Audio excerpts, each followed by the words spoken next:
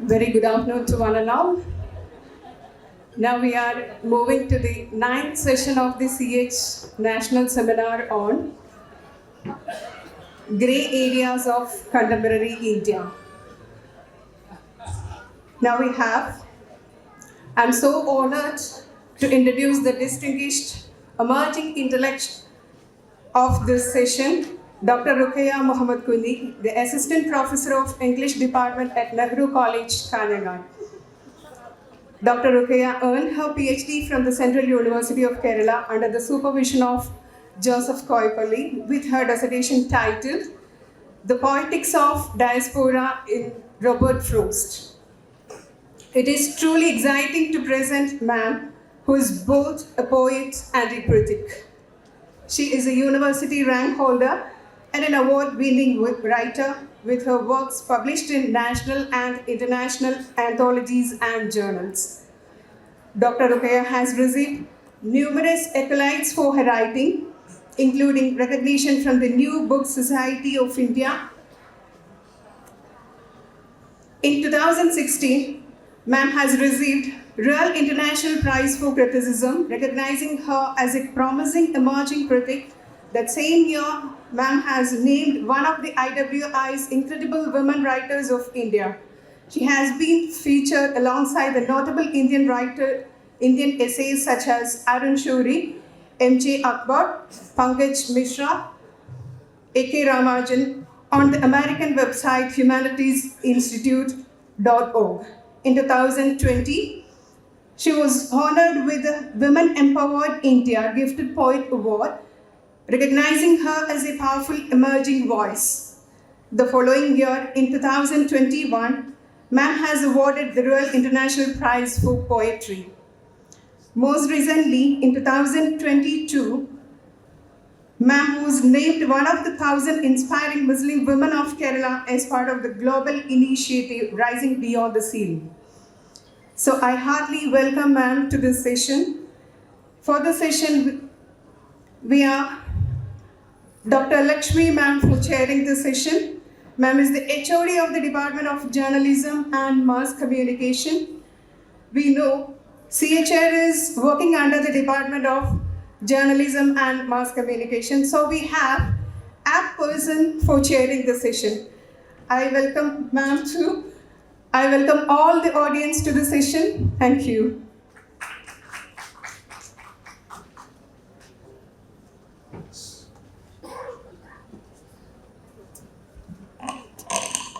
പ്രിയപ്പെട്ടവരെ, വളരെ സന്തോഷമുണ്ട് ഈ ഒരു സെഷൻ ചെയർ ചെയ്യാൻ പറ്റുന്നതിൽ. ഞാൻ ആക്ച്വലി ഈ പ്രോഗ്രാം CH മുഹമ്മദ് കോയ സാഹിബ് ചെയറിൻ്റെ ഈ ഒരു പ്രോഗ്രാമിനെ കുറിച്ച് പറഞ്ഞപ്പോൾ തന്നെ the first thing I inquired was about Rukhaya, because she happens to be my friend's sister, and I love her poems, to be very honest. She's actually an outstanding figure, not only in literature, several articles, her journal publications. She's made her name, I think, right from childhood. ചെറിയ ക്ലാസ്സിൽ വരെ കലാതിലകവും ഇങ്ങനത്തെ പല പ്രൈസസും ഇതൊക്കെ കിട്ടിയ ഒരാളാണ്. കേന്ദ്രീയ വിദ്യാലയയിൽ she wrote an essay,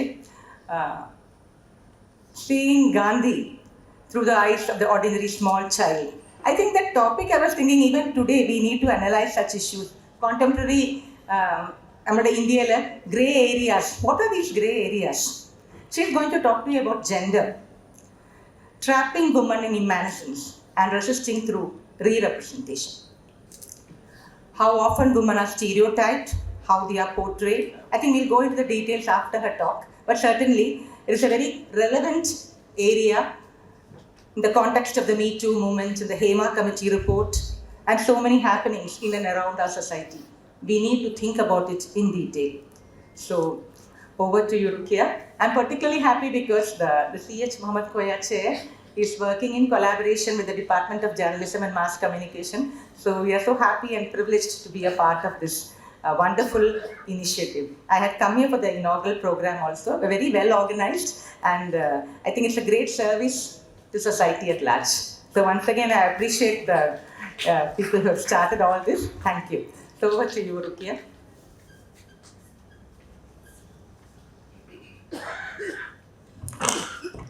I think it's fair enough to say that good evening to all of you. So, respected dignitaries on and off the dais, dear audience. I'm Rukhaya from Nehru College, Calicut. And I think it's fair enough to tell you we just had a NAC visit the last 2 days and we just survived it last night. And the NAC visit is like the whole college goes into labor pain for 7 days. And the delivery took place last night at 8 o'clock.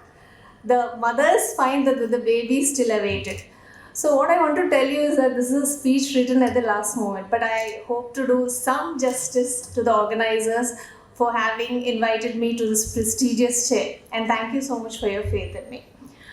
Probably my talk overlaps on certain areas with Malavika ma'am's talk. The topic is the political and everyday realities of embodied female subjects. How women are always defined by virtue of bodily narratives and through language as representation. If we look at philosophy, Western philosophy and all philosophies that have been influenced by Western philosophy, everything is defined in terms of dialectical pairs. I hope all of you know that a dialectical pair is a binary where the first part is considered to be superior to the second part. Not that it is, but it is considered to be according to traditional notions. And therefore, we have dialectical pairs like culture, nature, man, woman, head, body, able, disabled, rational, irrational, head, body, reason, instinct, speech, silence, active, passive, hunter, carrier, etc., etc. And if you look at all these binaries, around 90% of these binaries can be encompassed under culture, nature, and 70 under man, woman, and still 70% against head, body. So you can see that men or man is always equated with culture and the head, and the woman is always equated with the body and nature. And that's why we all find all these subsidiary binaries functioning as way, head, reason, man, instinct, woman, active, man, passive, woman, hunter, man, carrier, woman, sane, insane. Woman is always seen as the mad woman in the attic. That's why even in Malayalam movies, say man is the epitome of sanity. You find Mohanlal as a doctor in Mani Chitrathar, or you find in Ulladakam. The woman is always the mad woman. Even in a movie like Thalavattam, towards the end, the doctor woman Kartika, she becomes insane. Civilized, uncivilized, technology, man is seen as the active technological aspect against the passive feminine background of nature. Objectivity, subjectivity, etc. Now, let me start with some of the recommendations of something, the Hema Commission report, which is very much in the public domain. One recommendation that has been made that there should be no disparity in pay.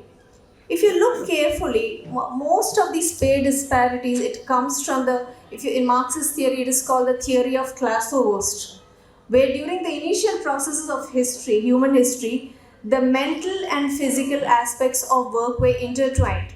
But when capitalism came in, the mental and physical aspects, they got divorced. And then all the physical aspects were restricted to the laborers and all the mental aspects were restricted to the owners.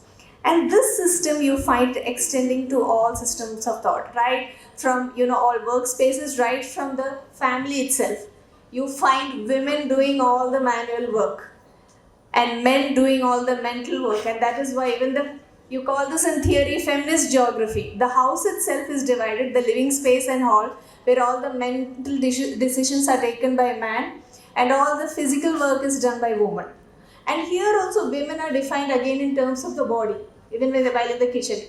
The womb, the nurturer, producer function, and then the container function. Nurturer, producer function, the kitchen. You expect your mom to deliver, and even at midnight. And also the container function, the storeroom. So this kind of dichotomy can be seen. And you see that women work 24/7 without pay. And yet when we talk about labor is always manpower. Even reproductive labor is not rewarded.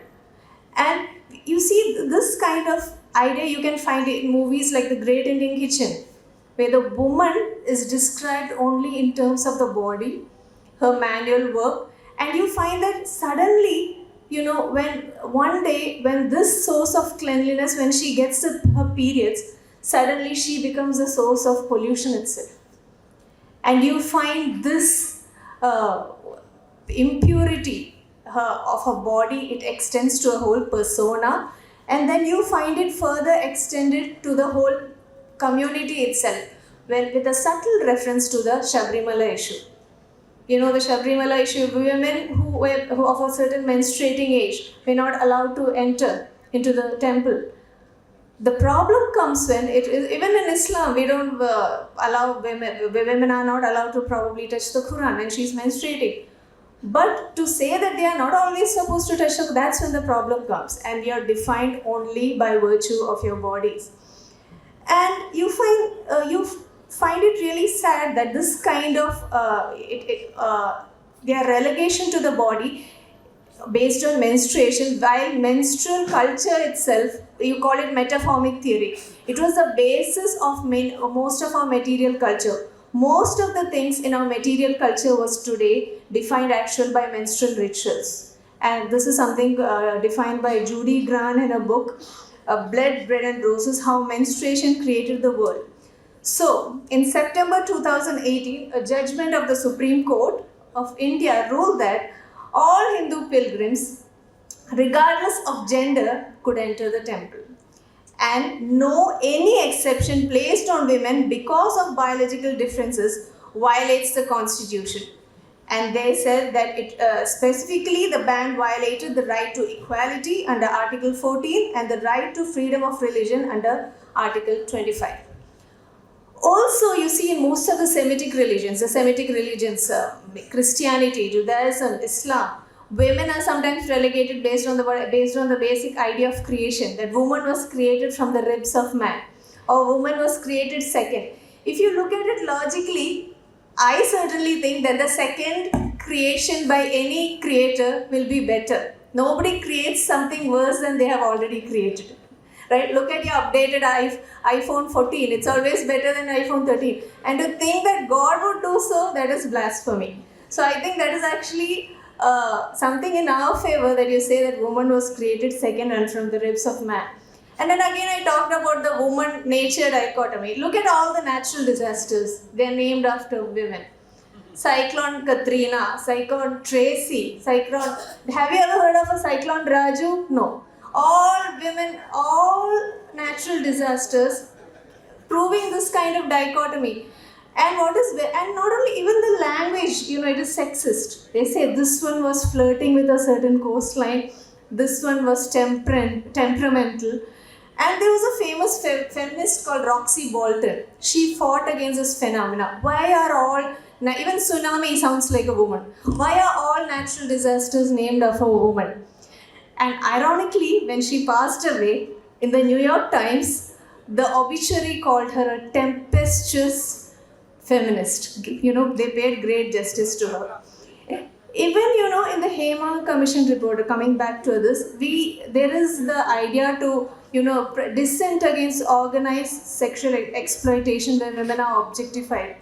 And what is the origin of this report? The rape of an actress in 2017.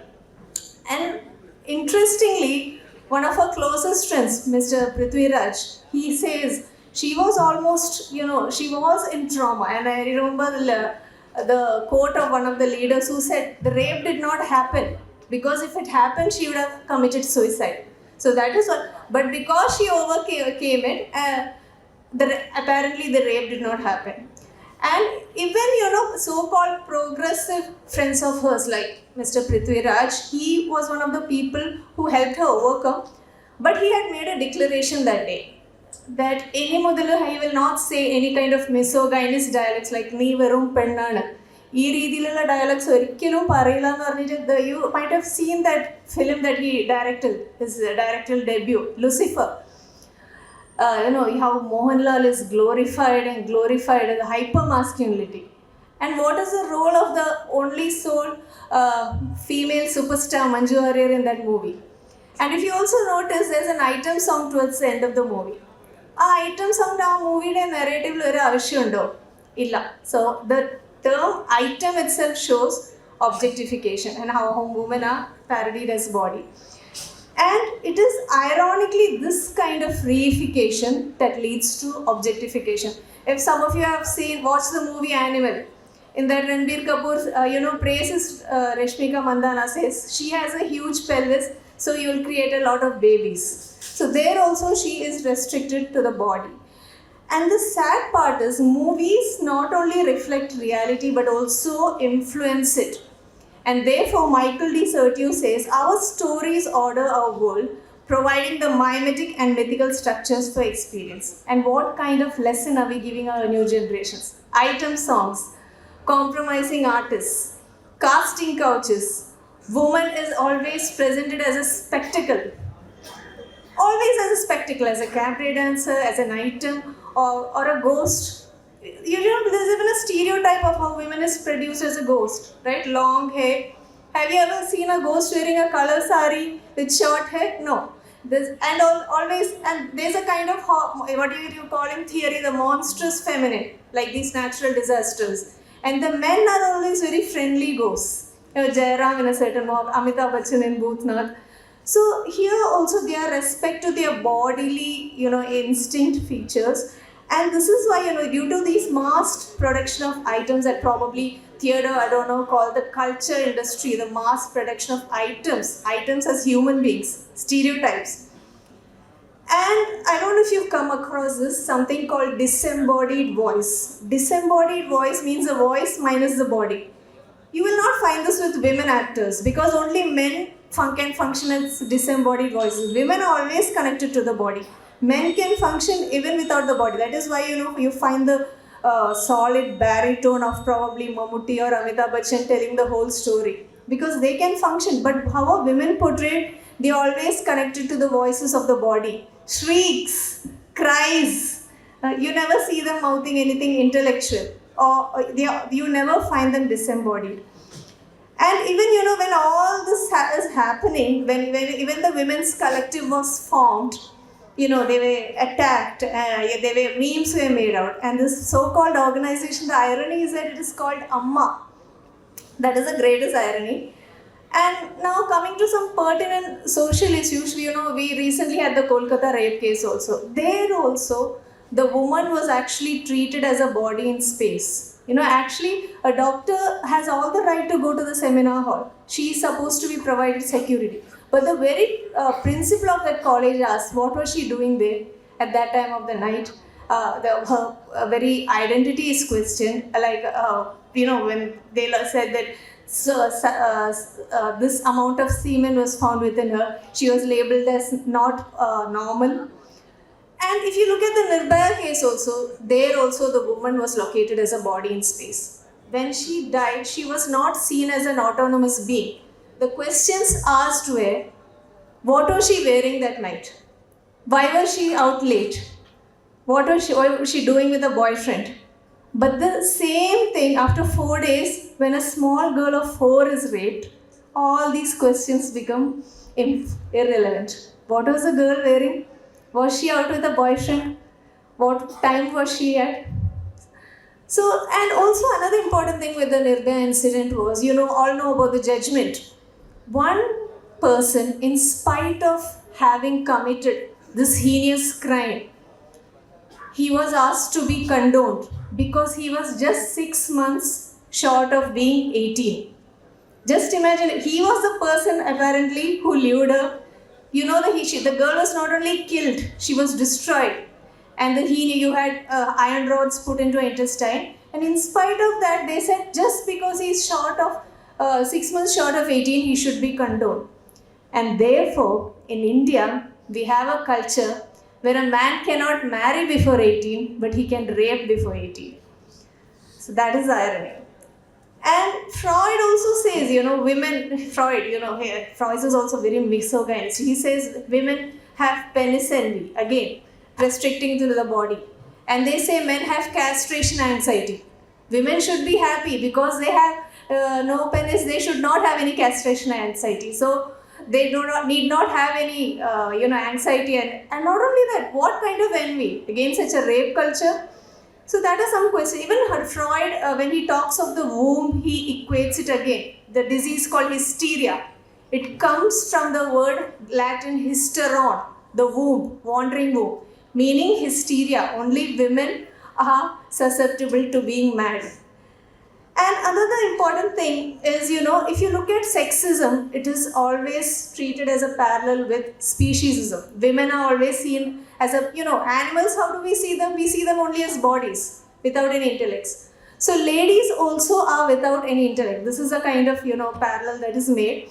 And especially in this book, Alan Bleakley and Carol J. Adams in The Sexual Politics of Meat, let us go to each aspect and I'll show you the parallel. First one they say is the condition of being extinct or endangered species. What is the parallel? We know about female infanticide. Again, you see them either as tourist attractions. How are animals seen? Tourist attractions in zoos, in reserves. And women are always seen with the male gaze. We just explain movies. Wherever you go to a car exhibition, you'll find a tall, long-legged woman always next to the car. Even in a bike bike advertisement, the woman, they show the bike almost shaped as the body of the woman itself. And all else we see animals as milk or meat producing machines. Women are also always seen as baby producing machines. Alright? We always say our striyana, ammayana with a lot of reversion, but we are limiting. Have you ever heard of achanana, pushanana, achanana? This statement evidengilum kettittundo illa. So that is, even I remember once Sonia Gandhi made the statement, I am a widow and I am a mother. So in reply, Atal Bihari Vajpayee jestingly said, I am a man and I am unmarried, making fun of her. And you find, again, animals squashed dead on motorways. This is the state of our women also today, isn't it not? Hathras, Kathua, Kolkata, Nirbhaya. And therefore we have the slogan of our ruling party, Beti Bachao, Beti Padhao. Instead, it should not be women who should be educated. It should be men who should be educated how to look at women. And therefore, the slogan should be Bete Bachao, Beti ko Padhao, Beti ko Bachao. This should be the actual slogan. Also, there are some incidents like the boys' locker room instance also in 2020. Where a group, this is something associated with technology. Abuse can happen, technological trolling and all. Abuse can happen on the internet also. A kind of locker room was uncovered on Instagram by boys who held pictures of underage girls. Again, objectification. Again, another parallel, when you go to animals, you always, when you go to buy frozen meat, on the packets you find the photo of the full animal, but inside the packet you only find dead, fragmented pieces. So like Baudelaire says, a copy without the original. Same parallel if you go for example to see a movie like Three Idiots, you find Kareena Kapoor on the poster. Okay? But if you actually go to see the movie, she is nowhere important in the narrative. So as Baudelaire said, it is just to attract the customers, a copy without the original. Another parallel I want to point out is, the animals and the act of hunting. The very idea of gang rape comes from hunting. Many people hunting a single prey. So you can see this. So basically, speciesism actually functions parallel to sexism. And till now I talked about how they are represented in terms of the body. Next I am coming to language. Language itself, we do not realize this, but language is the most dangerous part of representation. This is why Franz Kafka said, language is the weakest form of translation. Now we look at how men and women are defined. Judith Butler had said, gender is not what one is, but what one does. If man and woman do the same thing, then how is it when a man is assertive, he is called assertive? But when a woman is assertive, she is called bossy. When a man knows magic very well, he is a wizard. But when a woman knows magic very well, she is called a witch. When a woman is very good at cooking, she is called a cook. But a man is a chef. And when a man, he's sexually very active, he's called virile. But a woman is called what you call a nymphomaniac. Again, when a man fights for his rights, it's called legitimate. But when a woman fights for her rights, it is called feminism. That is it. So, even Edward Sapir had said, language is a guide to social reality. So, how we represent women through language becomes very important. Again, I already spoke about another dialectical pair at the beginning, technology.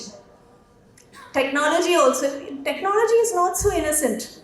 Okay, there also women are restricted to manual aspects. Avadiya nokki kayinal women are always secretaries. Alle technical departments le phone la eduthu kayinal app ara Siri do this, Alexa do this. Avade ella assistants ladies are doing all the mechanical work. But the man is associated always with the mental work. All the mechanical work is restricted to women. And even if you look at the sphere of technical, achievements, when we talk about technology, what are some of the biggest names that comes to our mind? Charles Babbage, Tim Berners-Lee, Mark Zuckerberg. But people forget that the very first programmer was a woman, Mary Ada Lovelace. And again, you have the mother of the internet, Radia Perlman. And again, you have the Adele Goldberg, who was the inspiration for GUI. And in fact, she was the person who was the inspiration for developing the first Apple computer. And it is surprising that we never hear many of these names who are actually the very foundation for technology. Because we have these strong dialectical pairs operating, women are seen as not technology, organic background against which technology works.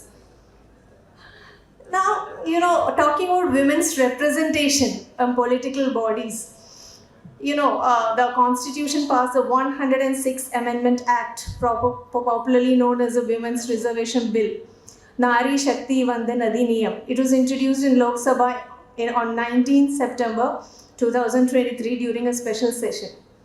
And now the question is, in that, around 1/3 of women were reserved seats in the Lok Sabha and legislative assemblies. So is the women's representation important in political bodies? Why is it important? This is a question. Even during when the first Constituent Assembly happened, only Sarojini Naidu was a person sitting on the front row. Now again, I ask you the question: is it important? It is definitely important. And I am not going to criticize any other religion. I'll start with my own religions, because criticism should come within the system itself. To come to a very serious note, in October 2019, I separated from my ex-husband, and 2 years later I was battling a divorce case under the Dissolution of Muslim Marriage Act. And he was fighting adamantly against the case. He said if I won the case, he would go to the High Court and Supreme Court. And therefore, senior lawyers advised me to go for khula, because the other thing would take 4 to 8 years' time, and I would get the divorce at the cost of a lot of time, energy, and sanity. So they told me the best option was to go for the khula. And ellarku ariyam khulande process ellarku ariyam alle aadyam meher thirichu kodukkanam, 2 mediation nadakkanam. Idana khulade process. And nam aadyam local Mahal committee kittanam, then it should be legalized in court. Idana adinte process. When I went to the Kasargod Hali requesting him for khula, the first thing he told me is khula is un-Islamic. So I asked him the question, how did the word khula come in the first place? Okay, then I had to quote again and again from the Quran. Idu njan Hali nodana quote cheyyunnu, ningal aalichu okay. He is the person who should know the Quran. And the thing is, he knows, not that he does not know. And finally, he agreed to me, what you said is right. And I asked him, what is the reason? Because 2 varsham munpu vare palli khula grant cheyyunnundairunnu. Appo idina answer vannathu in 2020, Kerala's High Court, comprising of Justice Mushtaq and Justice Dear, they made a revolutionary judgment on khula, saying that Muslim women can now onwards unilaterally divorce their husbands. Okay, they just like talaq. They don't need any permission. And he said the problem was that many review petitions came against that in the High Court. So these local Mahal committees, they also got scared. So they stopped granting divorces. So even that day, even as I stepped out of the Mahal, I was reminded of Fatima, the Prophet's daughter. Even during those times, the Prophet's children were not granted, their property. According to Quran, she quoted the Quran, but she lost in the face of rampant patriarchy. But I made up my mind, I will not lose. And again, I went, and according to the rule, it can be just any Mahal committee. So I did not go to the, administrative unit, but I went to my local Mahal committee.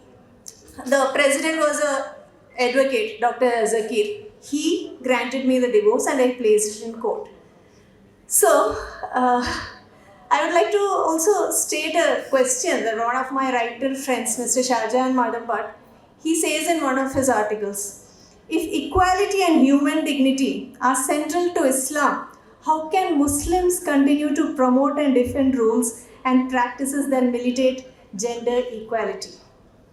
Right? Okay. So this answers the question I placed as the first: why women need representation in political bodies? Because most of the things, even in the Quran, they are misinterpreted. In Surah Nisa, it says you can marry 1, 2, 3, 4 only if you treat them equally.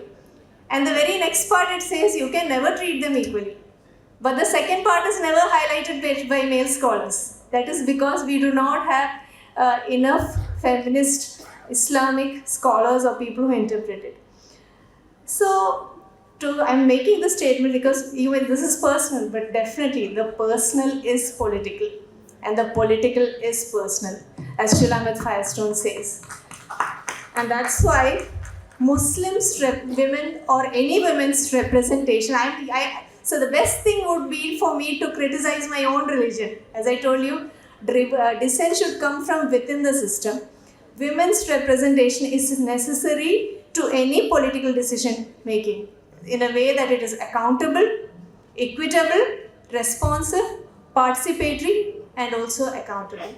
And therefore, coming to I know it's already very late, coming to the concluding part of my talk, so one thing we all can do is, I told you the most dangerous culprit is language itself. Language has to be changed. We should re-represent in terms of language. We need more modes of representation in terms of not restricting women only to bodily narratives. They should also be represented in terms of their mind and intellect. Now my talk today itself is a performative example at change. Recently I had gone for a talk where I was one of the main speakers. I told them, in tomorrow's newspaper, I know my name will be mentioned after all the male speakers. And they made it a point to mention my name first. So we women, we have to make a performative change. So this talk itself is an attempt at that. And if we cannot do that, we can write back to the empire. We can take it and use it as an element of subversion. Do you remember the Great Indian Kitchen? The woman gets her periods, she's treated as untouchable, and towards the end, she answers back to her husband. She protests. Or I don't know, answers back will be seen in a negative. When it's a woman, it is answers back, right? But when it's a man, it is not. When she protests again and again at husband, he actually wants to beat her. But he cannot beat her because she is in an untouchable situation. So see how she makes her untouchability into a greater strength. So this is how if we cannot change representation, at least we can subvert it. And so according to the African proverb, unless the lion knows how to write, all stories will be told only from the point of the hunter. So thank you. So to add to what Malavika ma'am also said, she said she's proud to be a Dalit. I am also proud to be a woman, a Muslim woman, and a Muslim woman from Kasaragod. Intersectionality. Thank you.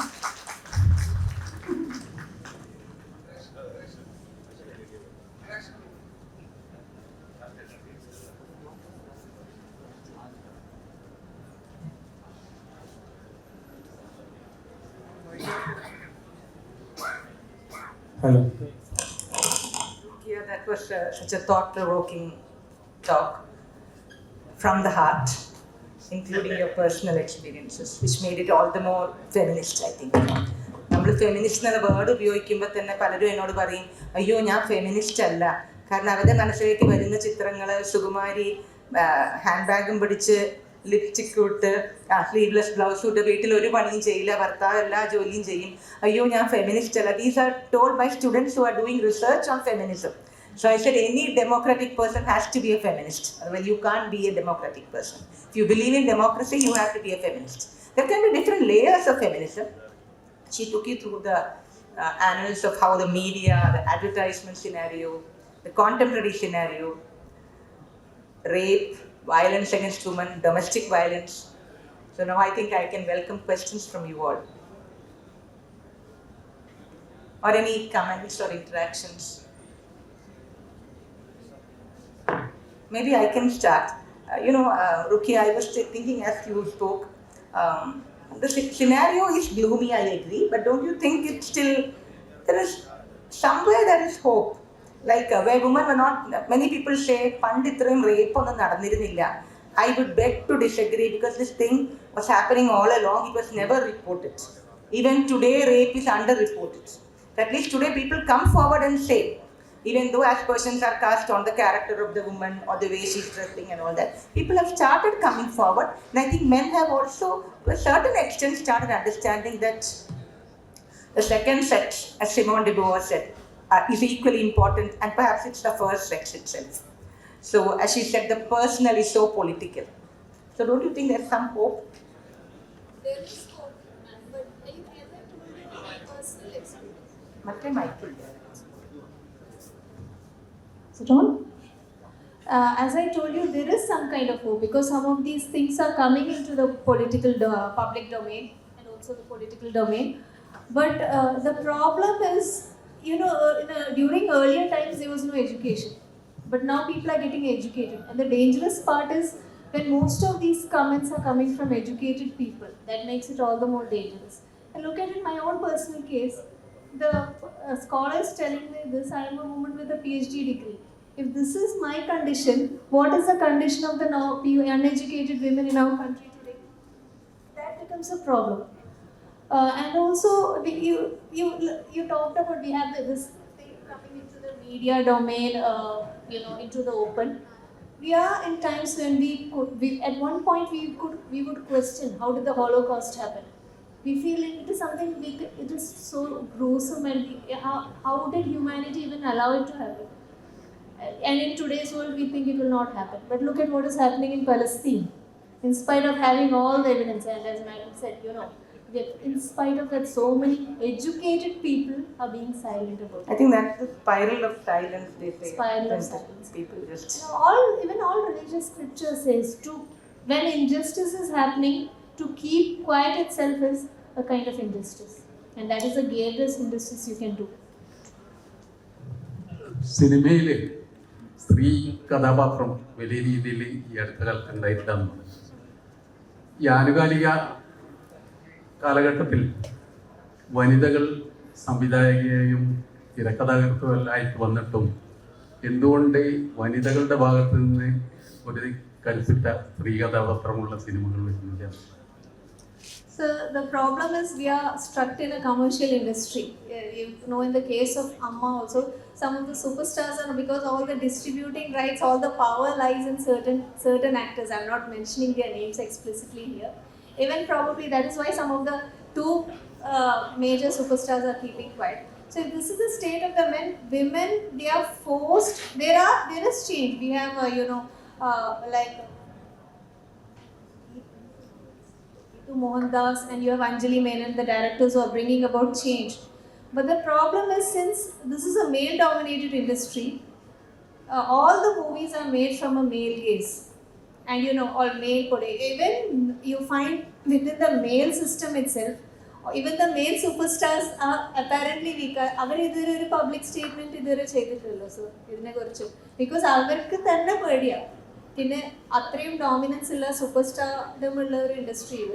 Then how can women but now, as you said, you have progressive people like women collectives coming and making some kind of change.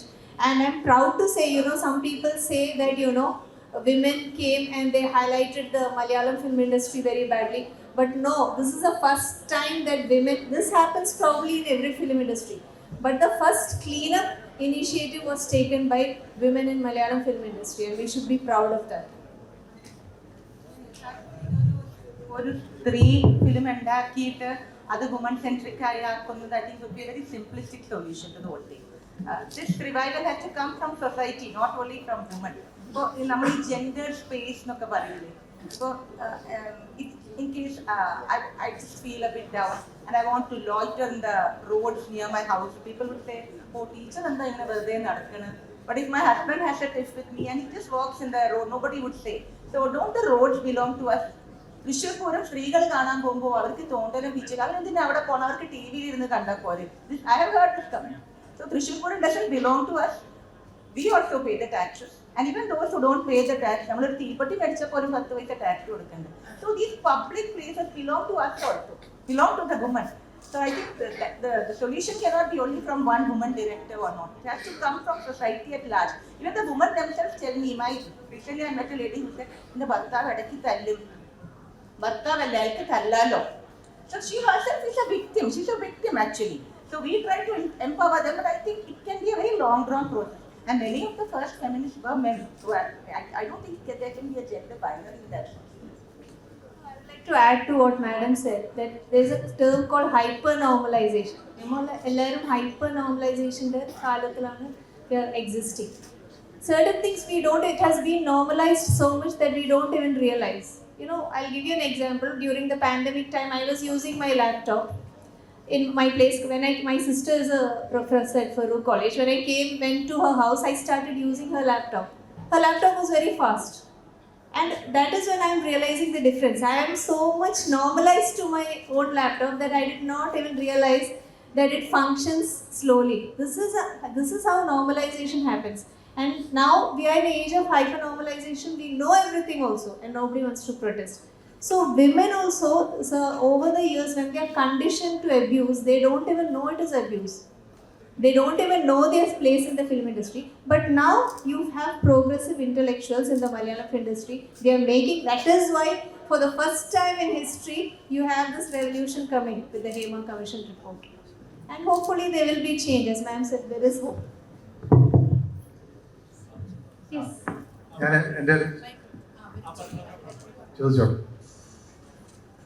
വളരെ സന്തോഷമുണ്ട്. വളരെ വിശദമായ നിലയിൽ നല്ല രീതിയിൽ പല വിഷയങ്ങളും രാവിലെ മുതൽ കേൾക്കാനും പഠിക്കാനും മനസ്സിലാക്കാനും ഒക്കെ സാധിച്ചത് താങ്ക് യു വെരി. ഞാൻ ചോദിക്കുന്നത്, വ്യാപകമായി പ്രയോഗിക്കപ്പെടുന്ന സാങ്കേതിക പദപ്രയോഗങ്ങളാണ് സ്ത്രീപക്ഷ വായന, അതുപോലെ വനിതാ ശാക്തീകരണം, ഫെമിനിസം, ഫെമിനിസ്റ്റ്. ഇത് ഇന്ന് ഈ പദപ്രയോഗങ്ങൾക്ക് യാതൊരു ക്ഷാമവുമില്ല.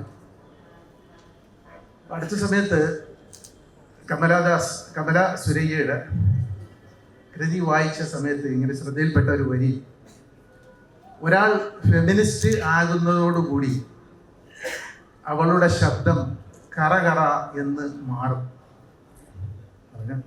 ശബ്ദത്തിൽ ചെയ്യിച്ച സ്വഭാവം.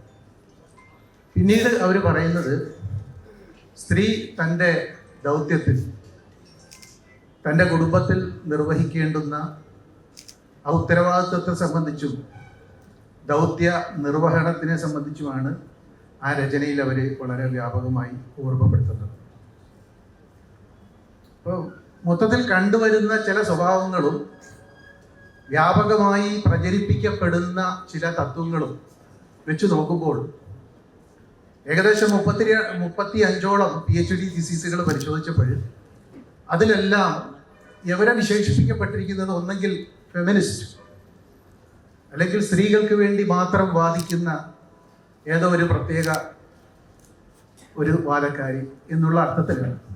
പക്ഷെ വളരെ വ്യക്തമായി അവർ പറയുന്നു, സ്ത്രീപക്ഷവാദക്കാരി ആകുമ്പോഴേക്കും അവരുടെ ശബ്ദത്തിൽ മാറ്റങ്ങൾ ഉണ്ടാകും. അതിന് പ്രയോഗിച്ചിരിക്കുന്ന പദപ്രയോഗം കറ എന്ന് ശബ്ദത്തിൽ പരിവർത്തനം ഉണ്ടാവുന്നത്.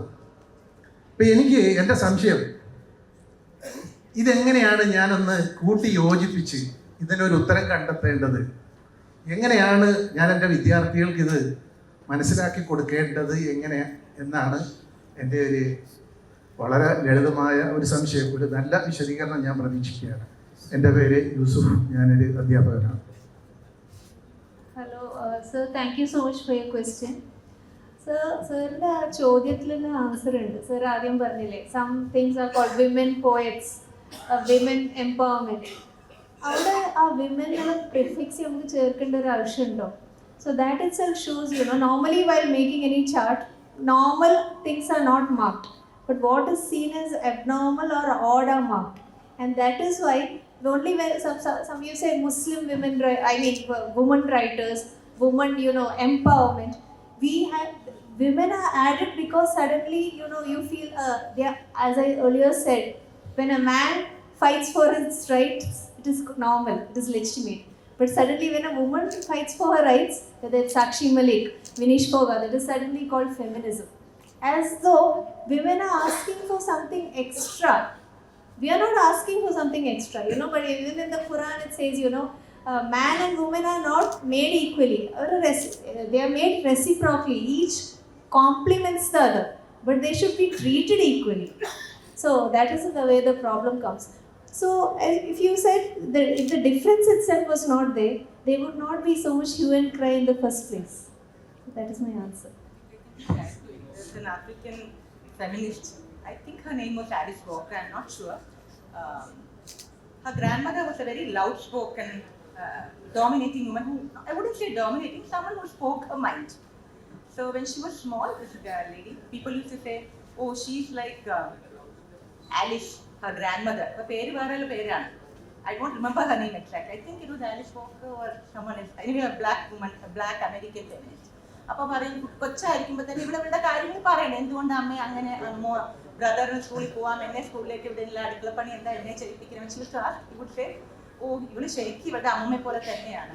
So later on when she became a big feminist, very well-known writer, her first book was published under the name of her grandmother. Even today, her books are published in the name of her grandmother. So കരകരാലാവുന്നത് പലപ്പോഴും when we assert, when things established, ഇപ്പോൾ സ്വാഭാവികമായി പുരുഷന്മാരാണ് ഇപ്പോൾ ഉള്ള നോംസിൽ കുറച്ചും കൂടെ privilege section. There's no denying that. So ഈ status code disrupt ചെയ്യുമ്പോൾ there will be ഒരു അസ്വസ്ഥത ഉണ്ടാവുമല്ലോ എന്തായാലും പുരുഷന്മാർക്കായാലും ഏത് ഇതിലായാലും. അതിപ്പോൾ not only for woman men, I think ഇനി ഇന്റർസെക്ഷനാലിറ്റിയിലും അത് തന്നെയാണല്ലോ വരുന്നത്. ഇപ്പോൾ ഇന്റർസെക്ഷനാലിറ്റി നമ്മൾ പറഞ്ഞ ജെൻഡർ മാത്രമല്ല, കാസ്റ്റ്, ഇൻകം, എഡ്യൂക്കേഷൻ, ഇതെല്ലാം കൂടിയിട്ടാണ്. Not only gender, I think there are many other factors also. അപ്പോൾ അതിന് സ്വാഭാവികമായി കരകരപ്പ് വരും. because there is some unpleasantness involved in it somewhere. That's what I think. I forgot her name. I'll add to that, sir. ഈ കരകര വരുന്നത് ഒരു ഡിസീസാണ്. അപ്പോൾ ഡിസീസിനെ അല്ല കൊല്ലേണ്ടത്, ഡിസീസിനെയാണ് കൊല്ലേണ്ടത്. That becomes a basic ideology. മനസ്സിലായോ? Good afternoon. I'm Shazni. I'm an assistant professor, and my question is, in our society in Kerala, when a woman has the power to say no, she's often taken for a problem person or an arrogant, adamant person. And if that is a Muslim woman, it's again a problem. So, and I have often heard people prescribe a remedy for this. പെൺകുട്ടികളെ പഠിപ്പിക്കാൻ പാടില്ല, പഠിപ്പിച്ചതുകൊണ്ടാണ് ഇവർ അഹങ്കാരികളായത്. അപ്പോൾ ഒറ്റമൂലി എന്താണെന്ന് വെച്ചാൽ പെൺകുട്ടികളെ ഒരു 10-15 വയസ്സാകുമ്പോഴേക്ക് കല്യാണം കഴിപ്പിക്കുന്നതാണ് ഇതിനൊക്കെ ഉള്ളൊരു solution.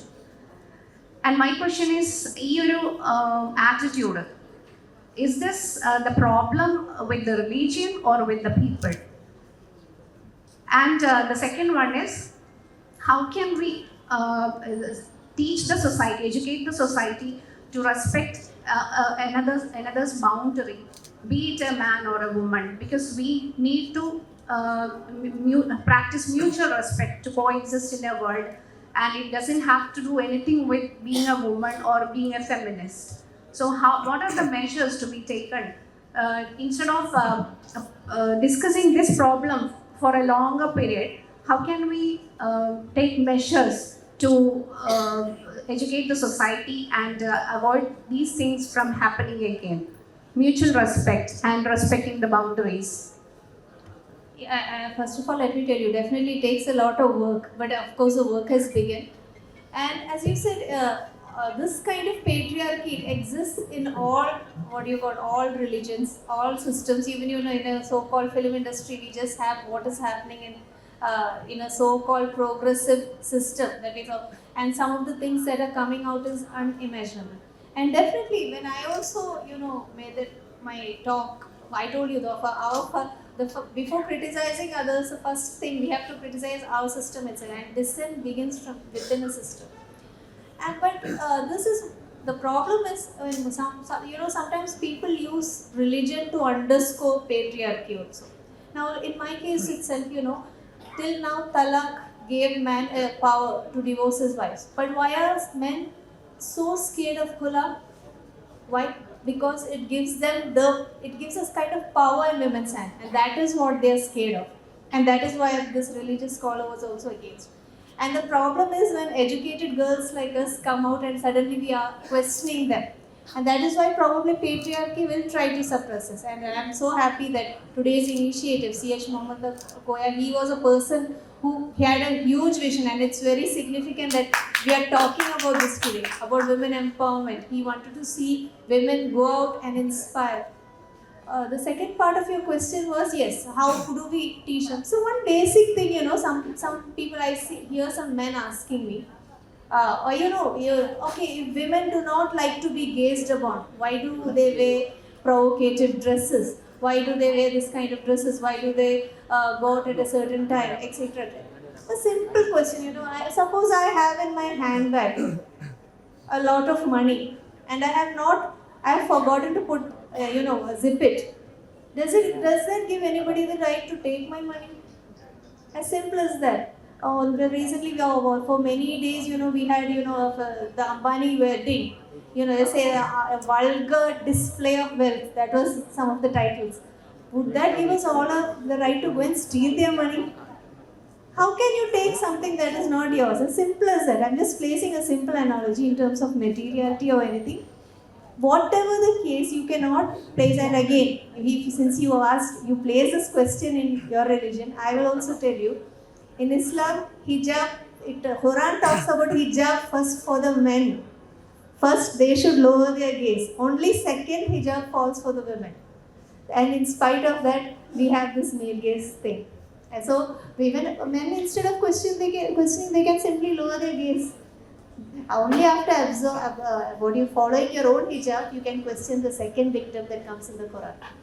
So, this is how, by talking about it, by making performative examples, I did not want to share my personal example here, but I wanted to show that I wanted many women to know that definitely these things are political, and these things need to change.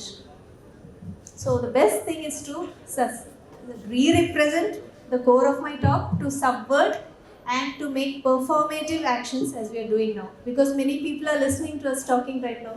So our discussion itself becomes performative. അസ്സലാമു അലൈക്കും വറഹ്മത്തുള്ളാഹി. ഹൃദയം നിറഞ്ഞ നമസ്കാരം പ്രിയപ്പെട്ടവരെ. നേരത്തെ madam പറഞ്ഞു തലാഖിനെ കുറിച്ച്, വിവാഹമോചനം നേടുന്ന ആ ഒരു ഇതിനെ കുറിച്ചൊക്കെ പറഞ്ഞല്ലോ. നമ്മൾ സ്ത്രീകൾക്ക് ഫസ്ക് നിലനിൽക്കുന്നുണ്ട്, ഫസ്ക് ചെല്ലാം അല്ലേ? അപ്പം അത്തരത്തിലുള്ള ഒരുപാട് നിയമങ്ങളും ഒക്കെ നൽകുന്ന ഒരു മതം തന്നെയാണ് ഇസ്ലാം. ഞാനൊരു മുസ്ലിം സ്ത്രീ ആയതിൽ ഒരുപാട് അഭിമാനിക്കുന്ന ഒരു വ്യക്തിത്വമാണ്. ഞാൻ പറഞ്ഞതെന്ന് വെച്ചാൽ, ഇത്തരത്തിലുള്ള നമ്മളുടെ സ്വാതന്ത്ര്യത്തെക്കുറിച്ച്, നമ്മളുടെ എന്താ പറയുക, നമുക്ക് മതം നൽകുന്ന, അതിപ്പം ഇസ്ലാം മതം മാത്രമല്ല മറ്റു ഇതര മതവിഭാഗങ്ങൾക്കൊക്കെ നൽകുന്ന ഒരുപാട് സ്വാതന്ത്ര്യങ്ങളുണ്ട്. അത് അറിവില്ലായ്മ അവിടെ വർക്കൗട്ട് ചെയ്യുന്നില്ലേ? അതുകൊണ്ടുകൂടിയല്ലേ ഇങ്ങനെയൊക്കെയുള്ള ഒരു ചർച്ചകൾ കൂടുതലായിട്ട് ഉണ്ടാകുന്നത് എന്നുള്ളൊരു ഒരു ഉത്കണ്ഠ. അതേപോലെ എഴുത്ത് പോരെ നമ്മൾക്കിടയിൽ, എന്തുകൊണ്ട് പെണ്ണെഴുത്ത് പൊക്കി വരുന്നു? അതിൻ്റെ ആവശ്യമുണ്ടോ? ശരിക്കും എഴുത്ത് എന്നുള്ളത് ഒന്നല്ലേ, നമ്മളൊന്നല്ലേ? അപ്പോൾ എന്തിനാണൊരു പെണ്ണെഴുത്ത് അല്ലെങ്കിൽ മറ്റുള്ളൊരു രീതിയിൽ അതിനെ വ്യാഖ്യാനിക്കേണ്ടത്? മാഡത്തിൻ്റെ കാഴ്ചപ്പാടിൽ അതിനെക്കുറിച്ച് എന്താണ് പറയാനുള്ളത്? അതുപോലെ BM സുധയുടെ ഒരു ചെറുകഥയുണ്ട്, ഭ്രാന്ത് എന്ന് പറയുന്നത്. ബ്രാൻഡിൽ റൂട്ടീനായിട്ടുള്ളൊരു കാര്യം, ദിനചര്യയായിട്ടുള്ളൊരു കാര്യമാണ്. ഭാര്യ രാവിലെ നേരത്തെ അലാറം വെച്ച് എണീക്കുന്നു, ഭക്ഷണപാനീയങ്ങളൊക്കെ ഉണ്ടാക്കുന്നു, ഭർത്താവിനും മക്കൾക്കും, അങ്ങനെ ഉള്ളൊരു കഥയാണ്. ഒരു ദിവസം അവർക്ക് തോന്നുകയാണ് പെട്ടെന്നൊരു ചേഞ്ച്, എന്തുകൊണ്ട് ഭർത്താവിന് എനിക്ക് ചായ ഉണ്ടാക്കി തന്നൂടാ, അങ്ങനെ മറ്റുള്ള കാര്യങ്ങളൊക്കെ ഞാൻ പോകണം, പത്രം വായിക്കുക, അങ്ങനെയൊക്കെ ശരിക്കും ചിന്തിക്കേണ്ടതായിട്ടുണ്ടോ? അത് എന്താണ് ആ ചിന്തയുടെ അർത്ഥതലങ്ങൾ? ഞാൻ ഇപ്പോഴും കഥ ഇങ്ങനെ വായിക്കുമ്പോൾ ഇങ്ങനെ ആലോചിക്കും, അതെന്തോ എനിക്കങ്ങനെ അനുഭവം ഇല്ലാഞ്ഞിട്ടാണോ? അതായത് എന്നെ സംബന്ധിച്ച് എനിക്കൊരു വേർതിരിവ് തോന്നിയിട്ടില്ല. എൻ്റെ ഞങ്ങളുടെ ആ ഒരു ഏരിയയിലാണെങ്കിലും എൻ്റെ കുടുംബത്തിലാണെങ്കിലും നമുക്ക് അറിയിക്കുന്നതായിട്ടുള്ള ഒരു വ്യക്തി എന്നുള്ളൊരു പരിഗണന നമുക്ക് തന്നിട്ടുണ്ട്. നമ്മൾ വയ്യാണ്ടിരിക്കുന്ന സമയത്താണെങ്കിൽ വാപ്പ നമുക്ക് ചുടുവെള്ളം കൊണ്ട് തരാറുണ്ട്, ഭർത്താവ് കൊണ്ട് തരാറുണ്ട്. അപ്പോൾ നമ്മളിങ്ങനെ വായിക്കുമ്പം സമൂഹത്തിനകത്ത് നടക്കുന്ന എന്തോ ഒരു ഞാൻ നേരത്തെ പറഞ്ഞ പോലെ നമ്മൾ ഒരു അറിവില്ലായ്മയാണോ സ്ത്രീകൾക്കിടയിലുള്ള? അങ്ങനെയാണെങ്കിൽ നമ്മൾ അത്തരത്തിലുള്ള അറിവുകൾ പകർന്നു നൽകേണ്ടതല്ലേ എന്ന ഒരു ചോദ്യം ഇത്രയാണ് ചോദിക്കാനുള്ളത്. Thank you so much. I'll start some of the things I've already mentioned, so I'll start from your last question. Your question is, in the house while reading a short story, you felt that one day why should should we not make tea for all of us? Might have watched The Great Indian Kitchen. What is special about that movie? The director focuses a lot of space in the food making and the kitchen, and it seems boring to us at a certain point. So the point is, if it is so boring and it's focused, just imagine the mechanical routine of the woman who does this 24/7. I've seen, even some of my own professors at Central University, they make sexist comments. I can see everything, when ഞാൻ വീടിങ്ങനെ conceive ചെയ്യുമ്പോൾ എനിക്കറിയാം വീട് perfectly. എൻ്റെ wife ഒരു kitchen ഇവിടെ വേണം, store room ഇവിടെ വേണം, അവർക്കൊരു സ്ട്രക്ചർ ഇല്ലാതെ പോലെ. I heard another professor say, intelligent woman is an oxymoron. These are coming from these are coming from educated professors, just imagine. But when you come to a movie like The Great Indian Kitchen, the problem is they make this movie because always, women are associated with, tyrantly this mechanical space. And I told you at the beginning of my talk, where are men? Where do you see men at home? എപ്പോഴും decision making എല്ലാം നടക്കൽ എവിടെയാണ്? Living റൂമിലാണ്, അല്ലേ? അപ്പോൾ അവിടെ നമ്മൾ സൊസൈറ്റിയിലും കമ്മ്യൂണിറ്റിയിലും how many women are allowed to sit while making such decisions? Most of the time. Now things are changing, but still. But my question, it is ഏത് കിതാബിലാണ് എഴുതിയിട്ടുള്ളത് that women should do all the kitchen work? Right? I am using specifically the word kitab. But having said that, if the husband is working very hard outside and the woman is a homemaker, avarkadu balance cheyyam. And when Saturday, Sunday, when it's a holiday for both, the husband also can help in the chores. And otherwise, when both are working, it becomes a shared responsibility of both. It is not prescribed that only women should do kitchen work. So there should be a reciprocal relationship and a work sharing that happens. And the saddest part is not only that, when women do kitchen work, it is not paid. It is ഇതിന് എന്നോട് ആരോ ചോദ്യം, അപ്പോൾ നിങ്ങൾക്ക് ഇത്രയെല്ലാം നിങ്ങൾ അതിന് പൈസ expect ചെയ്യുന്നുണ്ടോ? We are not expecting. But just imagine, some countries are even passing bills making housework paid. Just imagine how many men will come and work in the kitchen. And look at the nature of the work also. When a woman works, she is only called a cook. പക്ഷെ ആണുങ്ങൾ cook ചെയ്താൽ ഷെഫാണ്. That is the difference. ആ സ്റ്റാൻഡേർഡിലും അവിടെ difference വന്നു. Payment ഇല്ല.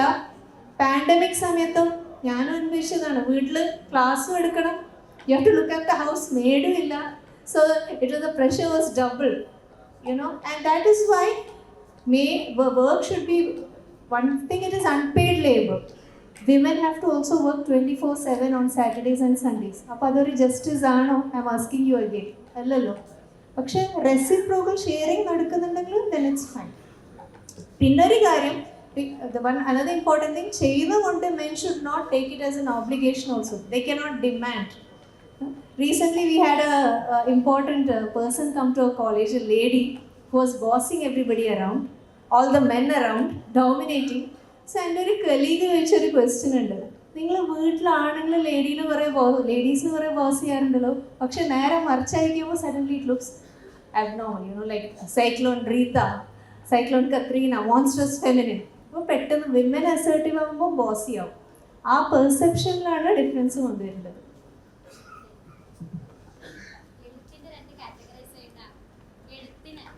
എഴുത്തിനെ categorise ചെയ്യുമ്പോൾ നേരത്തെ when she read 100 inspiring Muslim women, there are many people who ask me that question, why do they have to even keep Muslim or women over there? Why not 100 people? The problem is, I told him, സാധാരണ നമ്മളൊരു society, like ഞാൻ നേരത്തെ കുറേ dialectical pace പറഞ്ഞു, abled disabled women. എന്തിനാ miss പറഞ്ഞ പോലെ സിമന്ത് ബുവ call them the second sex. Who decides they are the second sex? Who decides this is the first sex? അപ്പോൾ എപ്പോഴും നമ്മൾ സാധാരണ മാർക്ക് ചെയ്യുന്ന സാധനം അബ്നോർമൽ ആയിരിക്കും. ഏബിൾഡ്, ഡിസേബിൾഡ്, വിമൻ എന്നും പറഞ്ഞില്ലേ, that's what. So ഈ മാർക്ക് ചെയ്യുന്നതിൻ്റെ പ്രശ്നമാണ്, because you see them as, so there is no need of any marking or division. So that is my answer to you. നമസ്കാരം. ഇന്നലെ രാവിലെ തുടങ്ങി ഈ സമയം വരേക്ക് നീണ്ടു നിൽക്കുന്ന ഈ സെമിനാറിൽ ഓരോ ടോപ്പിക് പ്രസൻറ്റേഷനും അവസാനിക്കുന്ന സമയത്ത് ഒരുപക്ഷെ ഈ ചുമരുകൾക്ക് സംസാരിക്കാൻ ശേഷിയുണ്ടായിരുന്നെങ്കിൽ മഹാനായ CH ഇതിനെല്ലാം ഒരു കാരണക്കാരനായിരുന്നു എന്ന് പറയുമായിരുന്നു. മാഡത്തിൻ്റെ ഭാഗത്ത് നിന്ന് ഞാൻ ചോദിക്കാൻ ഉണ്ടായിരുന്ന എൻ്റെ ചോദ്യം, വിമൺ എംപവർമെൻറ്റിനെ കുറിച്ച് വായി തോരാതെ സംസാരിക്കുന്ന നമ്മൾക്കൊക്കെ ഇതിലേക്ക് എത്തിച്ച ഒരു സാഹചര്യത്തെക്കുറിച്ച് നിങ്ങൾ വിശദീകരിക്കണം എന്നായിരുന്നു ഞാൻ ആഗ്രഹിച്ചത്. അത് തൊട്ട മുമ്പേ സംസാരത്തിൽ ഞങ്ങളുടെ നേതാവിൻ്റെ പേര് പരാമർശിച്ചപ്പോൾ ആ ആഗ്രഹം അവിടെ സഫലമായിരിക്കുകയാണ്. മറ്റൊരു ചോദ്യം ഇനി ചോദിക്കാനുള്ളത്, ഇനി നമ്മൾ സ്ത്രീത്വം നിലനിർത്തിക്കൊണ്ട് അവനവൻ്റെ ഐഡൻറ്റിറ്റി നിലനിർത്തിക്കൊണ്ട് ഈ തരത്തിലേക്ക് ഇനി ഉയരണമെന്ന് ആഗ്രഹിക്കുന്നവർക്ക്, അല്ലെങ്കിൽ ഇനി ഉയരാൻ വേണ്ടി നമ്മളൊക്കെ ആഗ്രഹിക്കുമ്പോൾ അതിനായി ഓരോ മതസംഘടനകൾക്കും അങ്ങേക്ക് നിർദ്ദേശിക്കാനുള്ള നിർദ്ദേശം എന്താണ് എന്നുള്ളതാണ്. Could you repeat the last part of your question?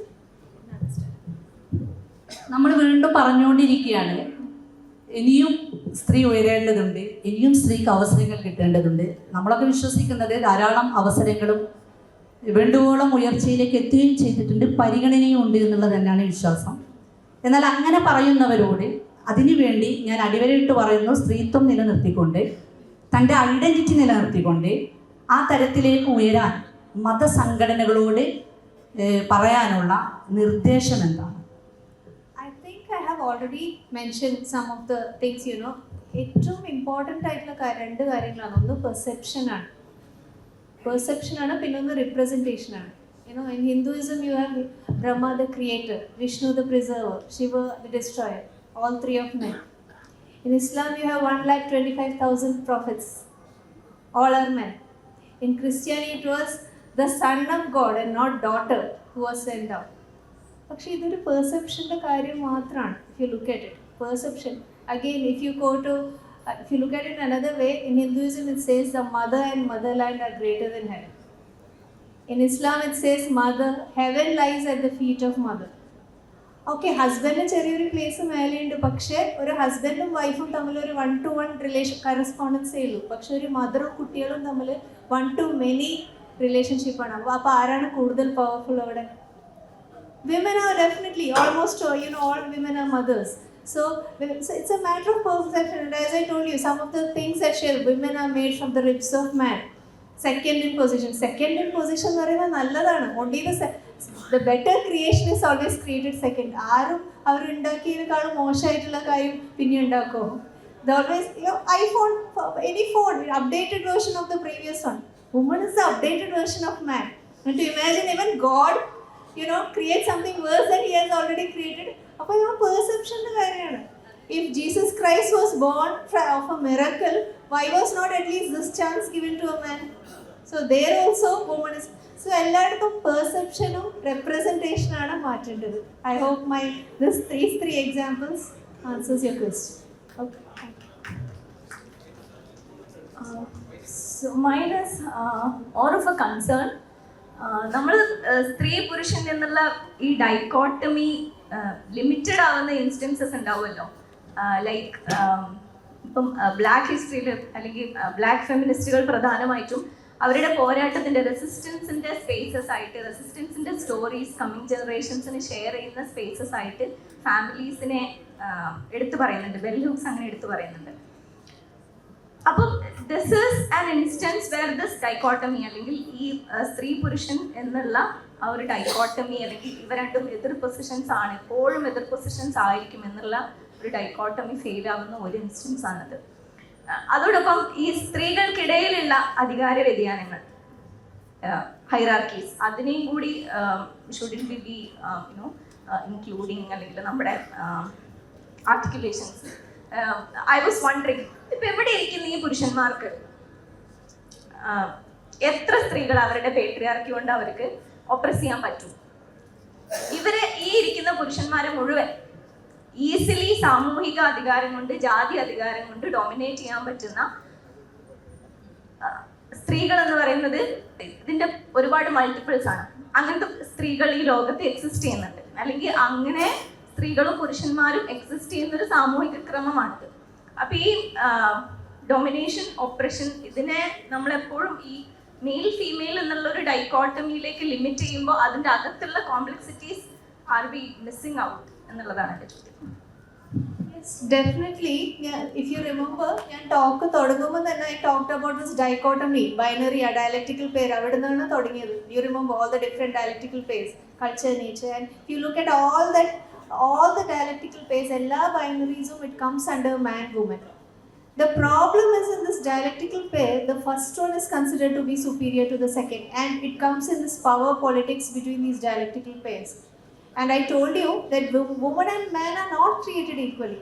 I also believe in that, because a woman can become a mother, can man become that? No, but both the sexes have our own strengths and weaknesses. The beauty is to destabilize these dichotomies and to build a reciprocal. You talked about bell hooks. I'm talking about Helen Sizu.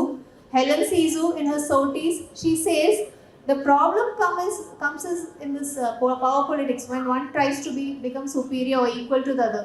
But they are not equal. Rather, they are complementary. There are so many beautiful things in woman that a man cannot be, and so many beautiful things in a man that woman cannot be.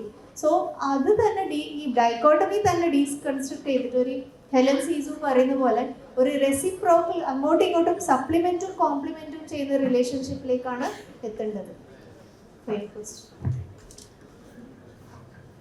As we are running short of time, we are winding up the session. I extend my heartfelt gratitude to ma'am from my side for your insightful and thought-provoking talk on tapping women on immanence, resisting through representation. Ma'am has delivered each and every point, the role of women in society and how we address women, how the society addresses women in an interesting and touching way. Thank you, ma'am. Also, thank Lakshmi, ma'am. Now I invite A. Mohammed Hanifa, the Publicity Committee Chairman, for delivering the vote of thanks.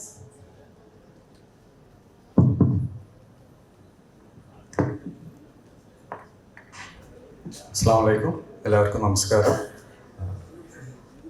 ഏകദേശം 5.5 പതിറ്റാണ്ട് മുമ്പ് കേരളത്തിൻ്റെ സാമൂഹിക നവോത്ഥാനത്തിന്, പ്രത്യേകിച്ച് മലബാറിലെ മുസ്ലിം ന്യൂനപക്ഷങ്ങളുടെ സാമൂഹിക നവോത്ഥാനത്തിന് തിരികൊളുത്തിയ CH Muhammad Koya, അദ്ദേഹത്തിൻ്റെ തന്നെ സ്വപ്ന പദ്ധതിയുടെ ഭാഗമായി സ്ഥാപിച്ച ഈ സർവകലാശാലയിൽ അദ്ദേഹത്തിൻ്റെ പേരിലുള്ള CH മുഹമ്മദ് കോയ ചെയർ സംഘടിപ്പിക്കുന്ന ഈ സെമിനാറിൽ, ഈ ദേശീയ സെമിനാറിൽ അദ്ദേഹം 5.5 പതിറ്റാണ്ട് മുമ്പ് എന്താണോ സ്വപ്നം കണ്ടത്, അല്ലെങ്കിൽ എന്താണോ വിഭാവന ചെയ്തത്, അതിൻ്റെ ജീവിക്കുന്ന ഉജ്ജ്വലമായ ഒരു പ്രതീകത്തെ ഈ സെഷനിൽ അവതരിപ്പിച്ചുകൊണ്ടാണ് ഞങ്ങളതിനെ കാണിക്കുന്നത്. അദ്ദേഹം ഈ സ്ഥാപനം മാത്രമല്ല, കേരളത്തിലുടനീളം, മലബാറിലുടനീളം വിദ്യാഭ്യാസ വിപ്ലവത്തിന് തിരി കൊടുക്കുന്ന കാലത്ത് നമുക്കറിയാവുന്നതുപോലെ, നമുക്ക് എല്ലാവർക്കും അറിയാവുന്നതുപോലെ ഈ മേഖലയിൽ, മലബാറിൽ പ്രത്യേകിച്ചും നൂറിൽ കുറഞ്ഞ വിദ്യാഭ്യാസ സ്ഥാപനങ്ങൾ മാത്രമാണ് ഉണ്ടായിരുന്നത്. അങ്ങനെ വിദ്യാഭ്യാസത്തിലൂടെ സാമൂഹിക നവോത്ഥാനത്തിൻ്റെ അല്ലെങ്കിൽ അതിലൂടെ അതിസൂക്ഷ്മമായ ഒരു രാഷ്ട്രീയത്തിൻ്റെ പതാകയാണ് അദ്ദേഹം മുന്നോട്ട് വെച്ചത്. അതിൻ്റെ തന്നെ ഒരു പ്രതീകാത്മകമായ വിജയം. ഇത് ഒരു റുഖയ, ഡോക്ടർ റുഖയയിൽ മാത്രം ഒതുങ്ങുന്നതല്ല. ഇവിടെ പ്രബന്ധം അവതരിപ്പിക്കുകയും അതിനോട് സംവദിക്കുകയും ഇവിടെ മാത്രമല്ല ഇതിന് പുറത്തും, ഈ സെമിനാർ ഹാളിന് പുറത്തും കേരളത്തിലുടനീളവും പുതുതായി ഈ ജ്ഞാന നിർമ്മിതിയിൽ പങ്കെടുത്തുകൊണ്ടിരിക്കുന്ന നൂറുകണക്കിന് ആയിരക്കണക്കിന് മുസ്ലിം പെൺകുട്ടികളുണ്ട്. അവരുടെ ഒക്കെയും പ്രതീകമായിട്ടാണ് ഞങ്ങൾ റുഖയെ കാണുന്നത്. റുഖയ ഒരിക്കലും ഇവിടെ ഒരു ചോദ്യത്തിനും നേരിട്ട് അല്ലെങ്കിൽ ഒരു ഒറ്റ വാക്കിലുള്ള ഒരു ഉത്തരവും അവർ നൽകിയിട്ടില്ല. അവർ അല്ലെങ്കിൽ ഏതെങ്കിലും ഒരു പ്രശ്നത്തിനും ഇവിടെ ഒരു പരിഹാരങ്ങൾ നിർദ്ദേശിക്കുകയല്ല ചെയ്തത്. അവർ നമ്മുടെ ചിന്തകളെ പ്രകോപിപ്പിക്കുകയാണ് ചെയ്തത്. പുരോഗമനാത്മകമായും ക്രിയാത്മകമായും ഒരുപക്ഷെ വിമർശനാത്മകമായും നമ്മുടെ തന്നെ ആന്തരികമായ സ്പേസിൽ നിന്നുകൊണ്ട് നമ്മുടെ തന്നെ ഒരു സ്വയം വിമർശനത്തിൻ്റെ പരമാവധി ഒരു പരിധി ഉപയോഗിച്ചുകൊണ്ട് അവർ പ്രകോപനങ്ങൾ സൃഷ്ടിക്കുകയാണ് ചെയ്തത്. ആ പ്രകോപനങ്ങൾ തീർച്ചയായും നമ്മുടെ ചിന്തകളെ സ്വാധീനിക്കും. അതിൽ നിന്ന് പുതിയ വിത്തുകൾ മുളയ്ക്കും എന്ന് തന്നെയാണ് പ്രതീക്ഷിക്കുന്നത്. ഈ സെമിനാറിൻ്റെ തുടക്കത്തിൽ തന്നെ ഇതിലൊരു മുസ്ലിം വിമൺ റെപ്രസെൻറ്റേഷൻ ഉണ്ടാവണം എന്ന് വാദിച്ച കുറേ ആളുകളുണ്ട്. അവർക്ക് കൂടി സംതൃപ്തി നൽകുന്ന തരത്തിലുള്ള, അവരെ തീർച്ചയായും മുന്നോട്ട് നയിക്കാൻ സഹായകമായ, ബൗദ്ധിക തലത്തിൽ നയിക്കാൻ സഹായകമായ ചിന്തകളാണ് ഇവർ മുന്നോട്ട് വെച്ചിട്ടുള്ളത്. തീർച്ചയായും അവരെ അഭിനന്ദിക്കുന്നു. ഈ ചെയറിൻ്റെ പേരിലുള്ള നന്ദി അവരെ അറിയിക്കുന്നു. ഇവിടെ trapping woman in immanence resisting through representation എന്ന പേപ്പർ ഏറ്റവും സുന്ദരമായി അവതരിപ്പിച്ച ഡോക്ടർ റുഖിയ MK CH ചെയറിൻ്റെ പേരിലുള്ള ഹൃദയവുമായ നന്ദി ഇവിടെ രേഖപ്പെടുത്തുന്നു. ഇതിൽ അധ്യക്ഷത വഹിച്ച ഡോക്ടർ ലക്ഷ്മി പ്രദീപ്, ഇവിടെ ആമുഖ പ്രഭാഷണം നടത്തിയ ഡോക്ടർ ഖദീജ സനം എന്നിവരോട് നന്ദി രേഖപ്പെടുത്തുന്നു. ഈ സെമിനാറിലുടനീളം പങ്കെടുത്ത് വളരെ ചടുലമായ ചോദ്യങ്ങൾ വളരെ ആകർഷകമായ രീതിയിൽ, വളരെ സജീവമായ രീതിയിൽ ഇതിൽ പങ്കാളികളായ എല്ലാവരോടും, ഇത് കേട്ടുനിന്ന എല്ലാവരോടുമുള്ള നന്ദി രേഖപ്പെടുത്തുന്നു. തീർച്ചയായും റുഖയ്യക്കുള്ള പിൻഗാമികൾ ഇവിടെ നിന്നുണ്ടാവും. അവരുടെ ചിന്തകളെ മുന്നോട്ട് കൊണ്ടുപോകുന്ന ധാരാളം ചലനങ്ങൾ ഇവിടെ നിന്നുണ്ടാവും എന്ന പ്രതീക്ഷയോടുകൂടി എല്ലാവർക്കും ഒരിക്കൽ കൂടി നന്ദി രേഖപ്പെടുന്നു. നന്ദി, നമസ്കാരം.